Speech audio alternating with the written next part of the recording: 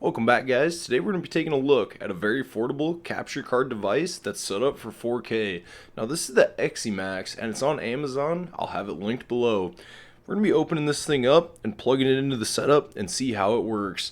So like I said before, this thing is 4K, and the reason I needed to get this was to hook into my Xbox One. So we're going to be plugging it into the PC, running through OBS. I'll show you guys how to set that up with this capture card, and we're going to go ahead and look at the results of it, see if this thing is any good. So I got this thing opened up, and you can see here it's quite a bit bigger than my old capture card device I was using.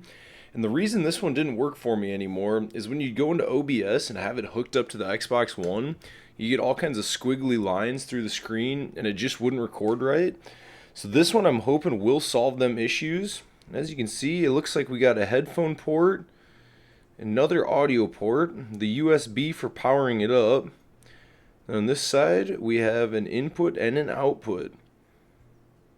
So that's kind of neat. So as we dig deeper, we get a manual with it as well as the USB power cable. And what's really nice about this capture card is you're not going to need a splitter, because you can use the same HDMI cord to come in and then one out. Whereas like my old style capture card here, I needed a splitter to split the HDMI signal to bring one to this and then one to my monitor. So this is definitely a lot cheaper option when you really think about it, because you don't have to buy the splitter as well. But anyways, we've talked about it enough in its appearance. Let's go ahead and plug this thing in and see if it's any good. Alright guys, so now we're over here on OBS, and this is probably the easiest part for setting this up. So what you're going to want to do is go over here to sources, and you can see I have display capture on now. That's just recording for my PC. But you're coming down here to the plus, and you're going to come up until you find video capture device. You're going to go ahead and click this, and I'm just going to rename it Xbox. And sometimes this will actually pick up like the source right away, and you won't even have to go through any properties or anything. So let's go ahead and see what happens here. And there we go. So it looks like right away we got that pulled up, and it automatically found the Xbox One here and brought up my Xbox. So that's perfect. It was just plug and play, super easy to use. Let's do a little bit of gameplay now and just make sure there isn't any lag or anything like that with this video capture card.